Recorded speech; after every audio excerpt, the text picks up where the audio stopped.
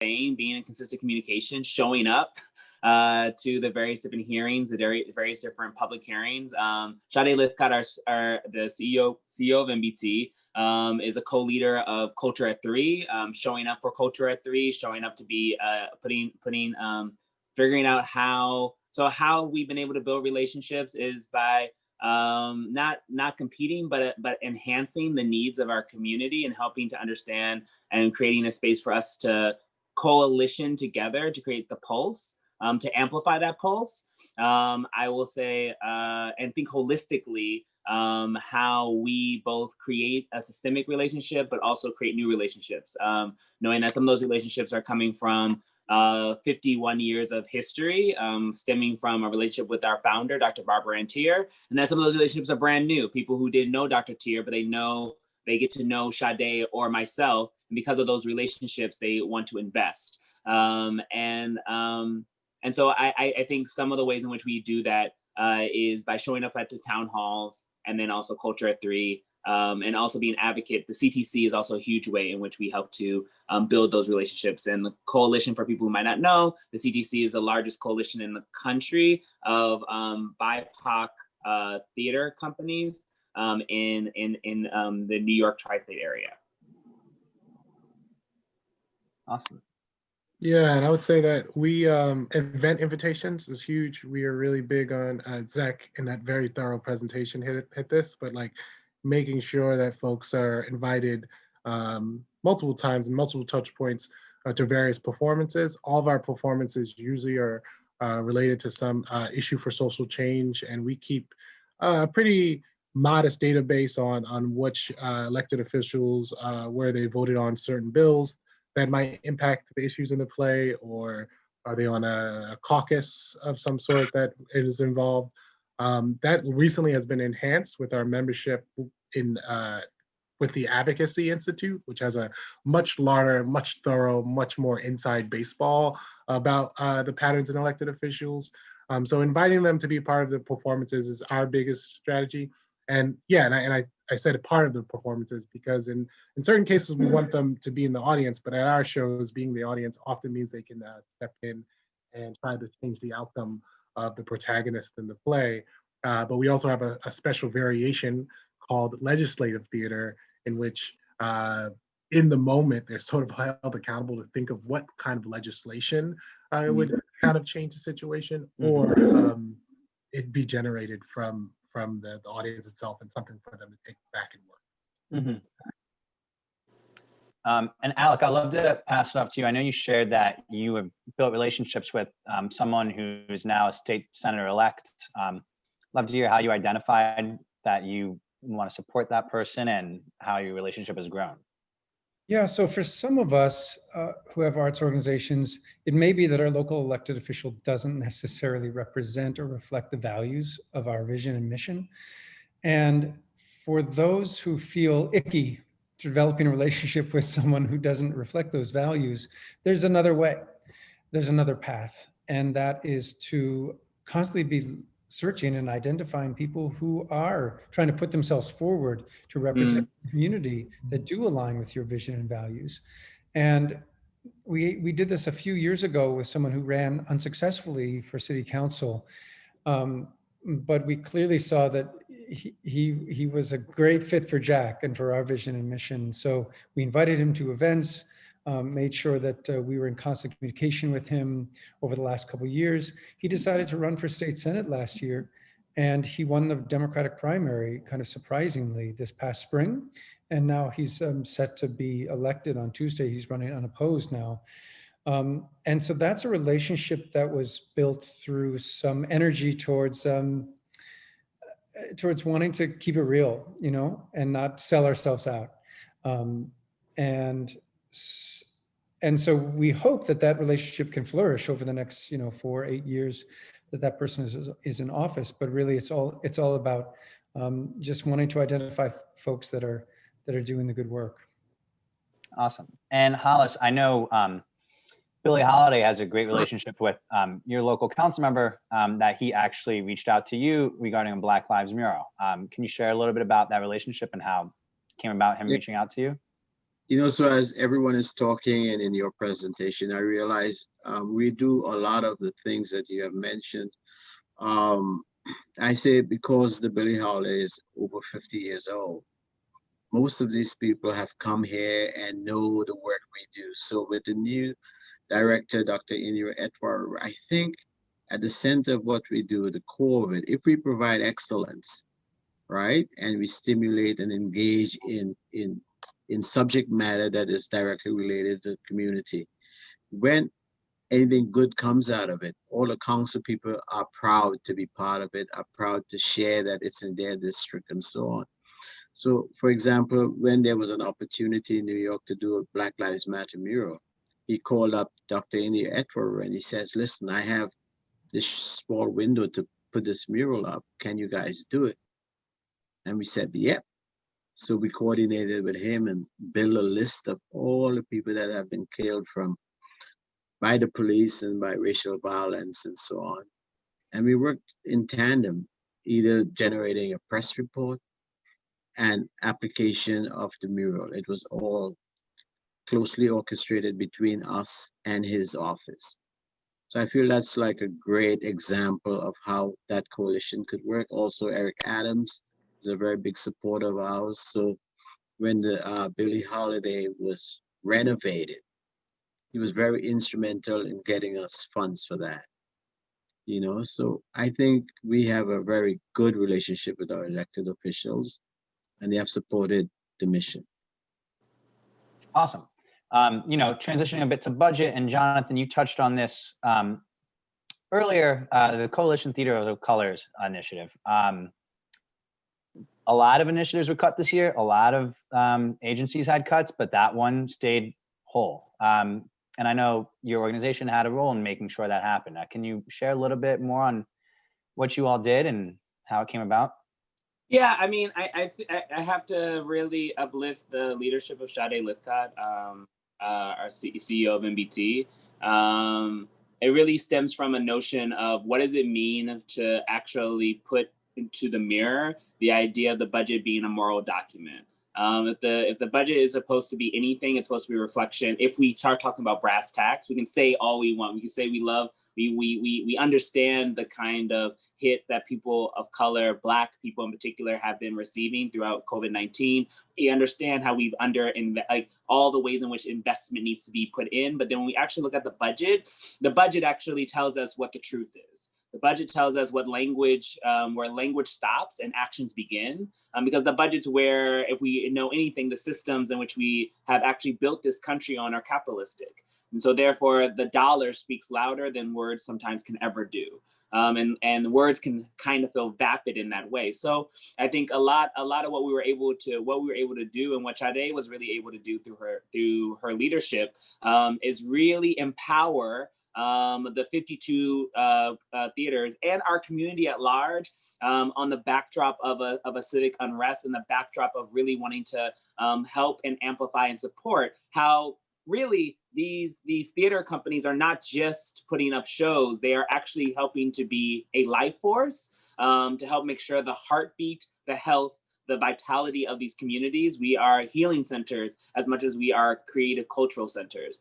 And so really naming what we do and how vast and broad the space in which we occupy. And I would say that's one of the main things of advocacy, I would say, that any arts institution can do, is naming how do you get out of the supremacist mindset of you being one thing and you walk into the dynamic diamonism of who you are, and you say that I'm not just a theater, I'm actually a healing space, I'm actually an activist space, I'm actually a school, I'm actually, like, when you cut me, you cut these services, you cut this kind of advancement and evolution in humanity.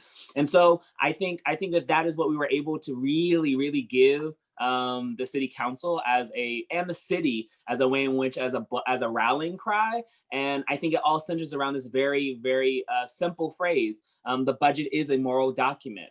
And if you want to actually say Black Lives Matter, well, then let's see the budget be the moral document that uplifts your verbal vocabulary. Yeah, Zach, can I chime in there? Of course. Jonathan, well said, and I really think that this last year, we really saw budget justice becomes sexy, and also part of the arts world. We follow the trend of National Black Theater and the Public and Signature and a bunch of others. There's a coalition that kind of just formed called the New York Theaters for Budget Justice. And was really just following Communities for Police Reform's call to like really look at how much money was going to the police and not all those other things, the schools and so on and so forth. But it was really exciting to see that theaters were saying like, no, this also includes us and we're also allies for schools, hospitals, and so on. And so that was really exciting. And I hope that in January, when those negotiations start for June, that one, more organizations join on, and two, we really come up with a widespread strategy, because it was a sort of a beautiful reactive thing to happen. And I think it's where things need to go. Yeah, well said, both of you. Extremely amazing, extremely powerful, and extremely true message that these advocates were able to push. And again, we'll keep pushing it because we have a whole new budget coming up in a few months, and we got to keep the foot on the gas. I did have a follow-up for you, Omari, on your specific organization and funding. I've seen that this past year you had funding from Councilmember Jimmy Van Bramer, Councilmember Levin, and Councilmember Johnson. So I don't think that you're based in all three of those districts. So I just want to know, what strategies have you used to advocate for funding for different districts across the city? Yeah, I think we applied for funding from the Mayor's Grant for Cultural Impact, the Cultural Immigrant Initiative, and DCLA. I think that I can't speak to Jimmy Van Bramer. I mean, I just think that Van Bramer is openly speaks about the transformative power of arts, and so and we fall in this little bracket of both being theater and also sort of nonprofit social services, because all of our participants are receiving some sort of service or support. And so I think that sort of helps of we focus on making sure that the stories that we're being told are coming from the communities most affected. And I think that is a big part of not just producing stories that talk about poverty representatively, but it is also parts. I think that's something. Yeah, I'm blanking right now. The name that comes to mind is Carlos Menchaca, and I think that there was just being able to sit at a table and have time, and also balancing the story. I think you said the narrative strategy with the statistics, and just knowing. I think Van Bramer and Menchaca strike me in the negotiations that we've had of just being really loving the stories. And that's what we do, right? We meet people and get their stories. So we have tons and tons of context in that way. And I think just their day-to-day is like, there's a lot of people bringing stats, and it's good to know, like, are you actually in the neighborhood? Are you actually in the homes, in the relationships of the people that you're advocating for? I think that's important, that your audience makeup is made up of the folks that they actually are trying to reach and serve. Yeah. And speaking of elected officials who aren't in your district transitioning to legislation, Alec, I know you shared with me that you had an existing relationship with a state elected who's not in your district, or you met them where they are and helped push forward legislation that was introduced. Do you want to share a little bit more about that? Yeah, so when COVID hit, we scoured our insurance documents and policies to see if we could get any coverage for a business interruption. And there was a virus exclusion in our business interruption and coverage. And it just felt completely wrong, just morally wrong, that the insurance company wouldn't cover this when we had been paying these premiums for 8 years and had never filed a claim before. And so we reached out to our local a state assembly member. I didn't get a response. And so I reached out to Robert Carroll, who's a former theater maker, a former actor, with whom we had built a relationship over the years, but he's in a different district than ours. And he immediately wanted to hear more. And so he gathered some stories, and within 2 weeks, I believe it was, he had introduced a bill into the state assembly to remove the virus exclusion from insurance contracts. Now that is still being debated, that bill. So we're not sure where that's going to end up. But it was kind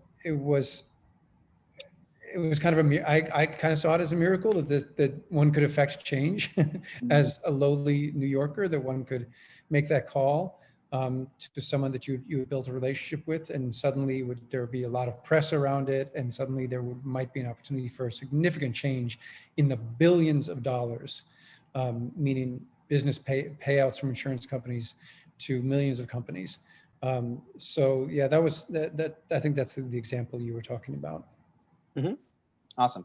And I just quickly want to go back to, it's not particularly budget in this case, but I want to highlight Billie Holiday announced a few weeks ago the Black Seed, which is a $10 million grant for Black Theaters of America. Hollis, can you share a little bit more about that grant? Yeah, so the idea is to do an initiative that allows Black theater makers and so on to go and have enough seed money to develop new and interesting things, and don't box them in so much. Don't over police them to do the work. And then at the end of the year, they come and present and then see if they get more funding and so on. So the goal is to raise 11 million. They've raised over 5 million already, and they have sent out requests for applications for projects around the country that people would like to get money for. It's a new initiative.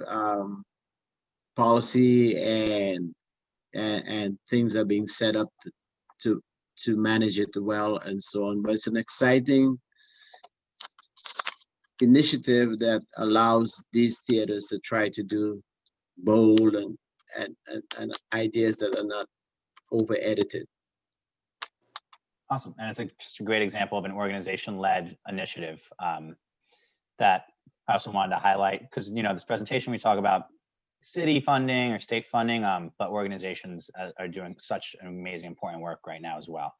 Yeah, I would just like to add a little more to that. I think for the Billy, you know, we cannot depend only on government funding, right? So we have a group of people that work here, and all they do is go to private institutions and raise money. They built relationships with them, and we keep them abreast of everything that we're doing. They're invited to every opening, and they would bring sometimes the whole funding group to take a tour. So we always try to keep them as partners as we go along. And that has helped us tremendously to break down the funding, you know, maybe try to get closer to 50-50 split. Awesome. Hey, Zach, can I also, my development person just pinged me, and we're talking about budgets, and so I got to plug this. Plug it. We're talking about government money, but also like foundation money. And apparently there's a big ask for this bill, charity stimulus bill, which would ask that foundations aren't required just to spend 5% of their money, but 10%. And there's a big ask to get arts groups signed on to that as well. And so my development person just said, like, if there's a moment to talk about money, bring that up, because right now it is something that, you know, big philanthropy and foundation people are talking about, but that getting arts who would directly benefit from foundations spending more and stimulating some of the trillion of dollars they have would be good. And so that's more on a federal level, but yeah, I think it's something that maybe we should think about being involved with as arts organizations as well. Definitely. And I do want to say, I'm involved with parks groups who have been having similar discussions with foundations supporting parks and open spaces. And the message that they still have with government is, even though we're asking foundations and private organizations and institutions to support us, we still are pushing government to fund us as they should, because again, a budget is a moral document. So I think both these pushes are fantastic at the same time. I did want to talk back to legislation, and in my presentation, I talked about there's meetings, there's rallies, and there are hearings to advocate or help push legislation. But Amara, you talked about this a few minutes ago. You actually help create legislation during performances, which is another way to help push and advocate for legislation. Can you share a little bit more about that? You're muted. I lost the window trying to find this link from this G chat from a okay. Yeah, so we have this legislative theater model. Essentially, is we work with people affected by an issue. So I'll take, for example, we're working with people who are experiencing homelessness and also returning home from incarceration. And the issue that was coming up was wages, but also specifically funds to use transportation. So they created a story in which we, in the audience, we had city council members and just elected officials and advocates who could really see this and think about stuff. So they watched the show. Members from the audience, as well as some of those members, went in, interacted. We had this thing called a magic wand of legislation. So let's pretend that this bill passed. How would that change the outcome for the people in this show? And then we had members of the audience vote on what they feel like really would work. And then just tried to hold as much as possible. You know, politicians are very good at redirect. Hold the politicians, make a statement to pledge to work for that. In the example of the fares budget, bill, I might be butchering it. It worked, right? And so like folks are eligible, depending on their income, to get a significant discount in Metro cards and things like that. And so we've done it for that. Our most recent legislative theater was around sexual harassment policies and trans rights on the job. I believe that bill is somewhere working its way in city council. But yeah, that's the way we've worked, and it takes, as you'd imagine, a lot of like careful courting, like what officials will show up or won't show up for, what they will commit to. But it's a fantastic PR opportunity for folks who are in the process of reelection or just trying to court a certain vote. And so, yeah, I think that also what I would say is that it's not also making relationships with elected officials. It's also making relationships with activists and advocates. And so, you know, if they're hearing the things from two different ends, it's more likely to happen. And so that's a big part of our strategy as well, is what activists with like some real pull are also working on elected officials. How do we join in with what? Awesome. And I know we're quickly approaching the 15-minute mark. Sorry. Go ahead, Jonathan. No. I was gonna uplift another practice that MBT had done, which was with Raise the Age with the Correctional Association of New York. We actually partnered with, again, thinking about different ways of skinning the same cat or getting to the goal of progress or moving things forward. We have partnered with the Correctional Association of New York to produce a show called Lyrics from Lockdown. And actually, what does it mean for an NGO who doesn't have producing experience to now be in the center seat of producing, of being part of a co-production model? So where do we get to learn? How do we get to advance each other's levers? And how do we actually become a space of advocacy for things that will better and improve our society? In 2013, when we did the show, New York City was one of the only spaces, one of like 3 states, if I'm not mistaken, one of the 3 states that would actually prosecute minors for death row or for life imprisonment. And so we utilized this show, which was around unlawful imprisonment, as a gateway to have a conversation with our community around how can we raise the age. And we were able to we started their campaign. So it was the campaign that they started in 2013. And like 3 or 4 years later, it becomes a law. The governor actually signed it as actual law into being. So is it something that happened overnight? No. Is it something that happened over a durational period of time? Yes. But did art actually help to spark that conversation? Totally. And how powerful. It reminds me when you were talking, Omari, it just reminded me the center space of art and public policy, how art is a reflection of public policy, but also can be the change and is the change agent for public policy. It's why why theater was created a little bit in the first place. It was the place where the hearts and minds of the individual could be awakened to see the world differently, to augment its perception. And that we have the opportunity right now, in the greatest sense, to curate our spaces to awaken that sensibility. Amazing.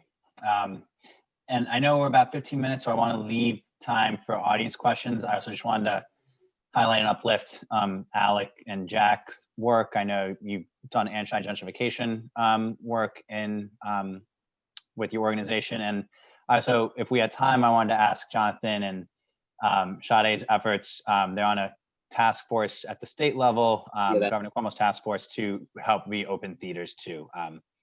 But we can get to those questions later. So I just want to open it up now for the audience to ask me or any of the panelists questions on anything that we discussed.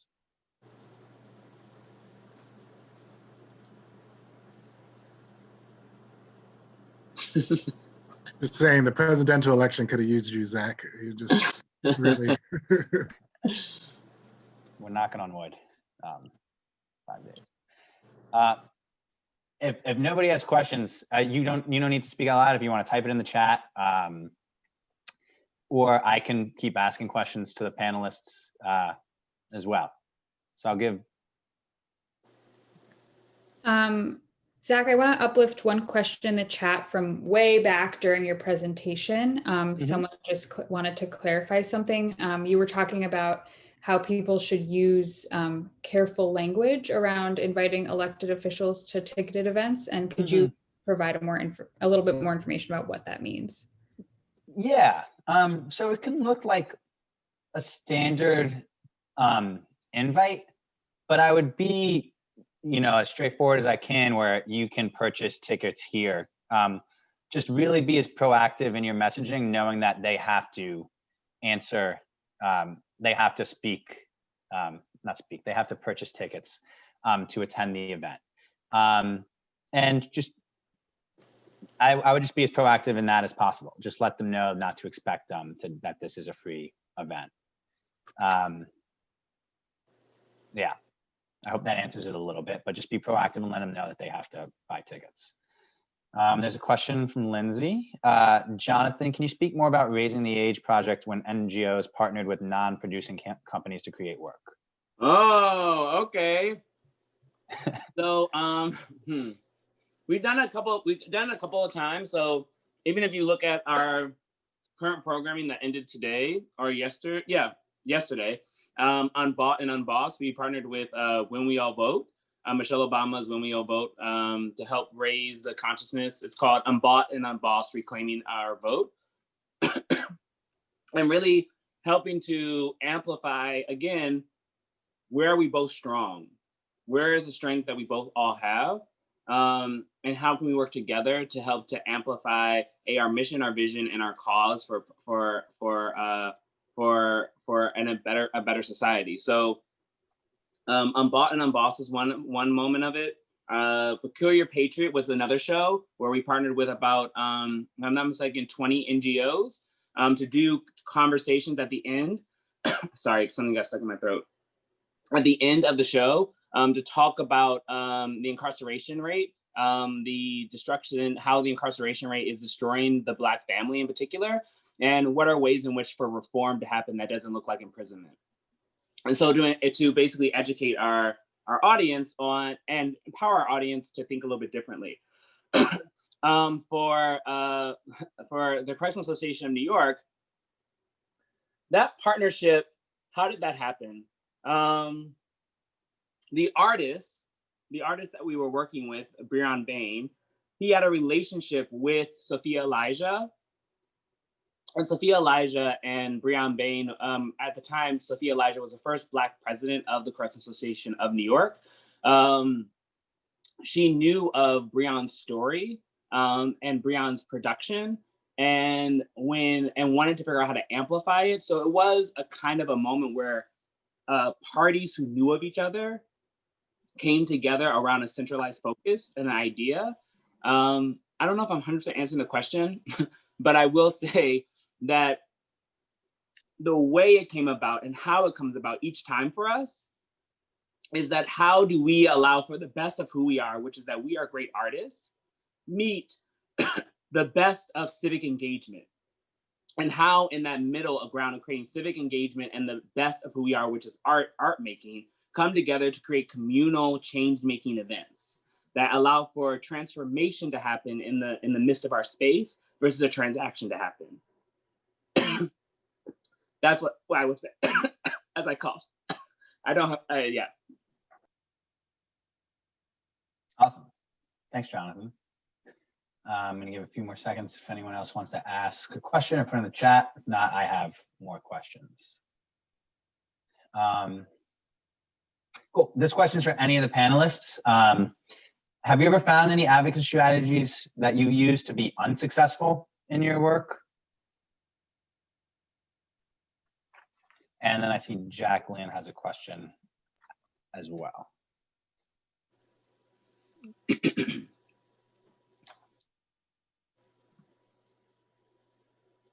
All other people got answers? If anyone wants, I also unmuted Jacqueline. So no worries if you don't want to answer the unsuccessful question. We could go to Jacqueline. Get ready for another unsuccessful question. My question is this: with the time that we're in right now where we can't show up in person and introduce ourselves, if we just want to take baby steps to form relationships with our local reps, what do you suggest? I know you mentioned a few things like social media posts and sharing and inviting them to events, but if I were to create a little to-do list for us just to start this process, like while we're still closed, just ideas. Thanks. Yeah, and I can quickly just go over what I've done and recommended and then open it to the panel. For the people currently in office, I think community events are such a great way to do it. I know we're in a pandemic, but there's still cleanup days happening. There are days where elected officials are handing out food to people, doing a few different things. And I would try to find them wherever they are. So a lot of them have their own personal websites with their own personal calendars, and try to meet them where they are during any of these community action days. You know, politicians love getting their photos taken, they love PR opportunities, and those are just great opportunities for you to meet them. And during these times, there's often not that many people there. It's a good chance to just really introduce yourself and say, this is, you know, hi, this is me.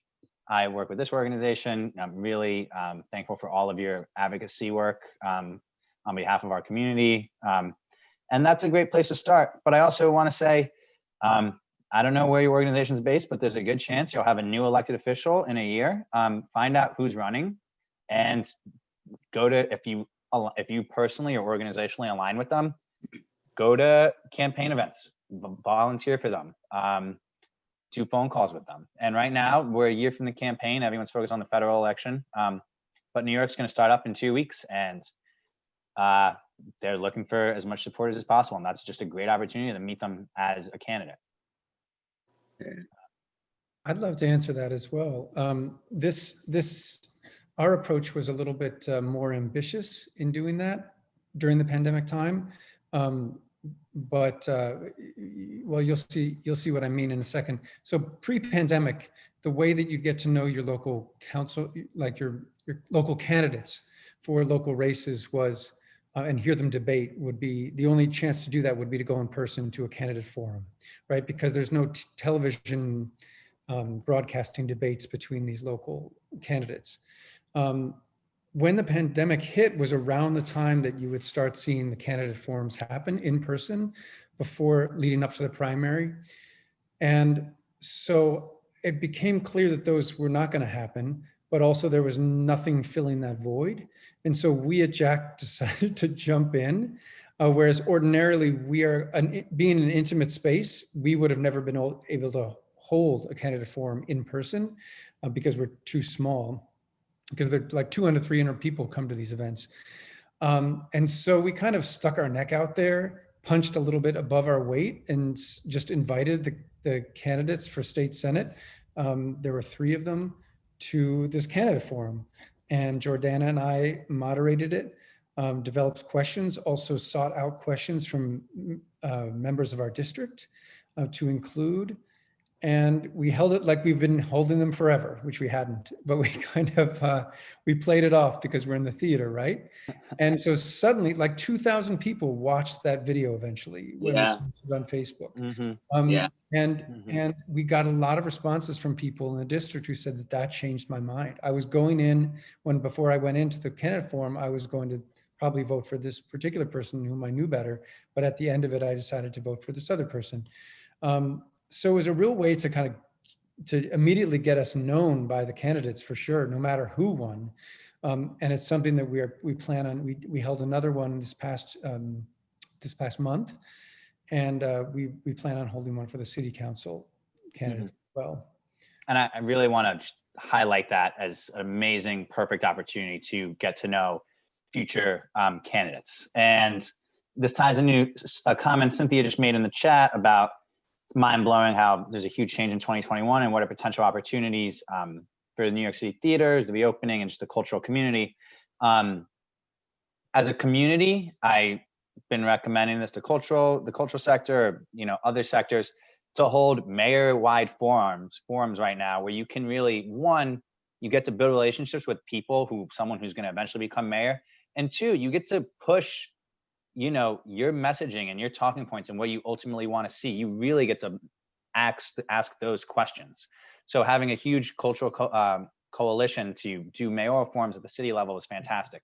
And then bringing it down to your individual organizations. If you want to do individually, like what Alec did with Jack, to have candidate forums for people running, that's just an amazing opportunity to build relationships with whoever's going to win, and to also highlight the importance of theaters and the importance of the performing arts sector and the cultural community, and really get it on their radar and hopefully get it to be part of their platform that they're going to put on their website, that they're going to put on their social media. So when they are in office, you hold them accountable. If you feel like, your organization might not be able to punch above its weight, like Alex said, get a few different theaters in your district, in your council district, to host it together. So it'll be 5 theaters, 10 theaters, whatever, reaching out to the candidates to participate in this. And as of now, they're all going to participate, because if you're a candidate, you want to get out in front of everyone as much as possible, and they all have FOMO, and they don't want to not be at a forum when their opponents are getting to know the community. And so, yeah, I didn't bring it up earlier, and Alec, I'm glad you brought it up now, because I think this is such a perfect way to just knock so many birds off. Now we say we feed so many birds with one scone. I think it's such a great opportunity to do. So thank you, Alec. Thanks, Jacqueline, for asking the question. A few minutes left. If anyone else has any questions? Do you want to re-presence the question that no one answered? Yeah. Have you done, and have you ever engaged in any advocacy strategies that you have found to be ineffective, whether it's because of the person you were meeting with, or your messaging, or something else? So what I would just uplift, and I just want to say, is that Alec brought up a very important element, which was that building relationships with people that you align with. I think that getting to know someone's priorities and figuring out, are those priorities your priorities, so that it becomes an intrinsic relationship, is actually really important. I think when we vapidly just want to be the token for all candidates, that's when it falls flat on its face. And it's a little bit risky, right? Because you don't know if the person's going to win. The person might not win, but you have to have a conversation with your values. And I think that what Alec presents in this conversation is that if you lead with your values, ultimately your integrity will win. You might feel a little sting, but that integrity is a thing that will last long past the sting that you might currently have or currently feel. So I would just say, like, a strategy is lead with my integrity and lead with my values. A strategy is build relationships that are systemic to the world I want to live in and the people I want to be in. I want to work with and for a little bit, not building from a space of capitalistic gain, and actually being the tool or token for someone else's crown jewel. I think that these are things that are really important to be mindful of. You do have, each of us who run an organization have a lot to gain and to give to the field. And so therefore we should just know we have a huge value. That's a perfect note to end on. Thank you, Jonathan. I want to just remind everyone that the presentation will be shared, that has links in it for future questions you might have. My email's in the presentation if you ever want to reach out. If you have any questions, I will try my best to answer them. I want to thank the panelists. All of you amazing organizations, and thank you so much for sharing what has worked for you all before, and thank you all for your amazing work that you discussed and talked about today. I'll pass it off to Kirsten if you want to say anything else, but I think that's it from me.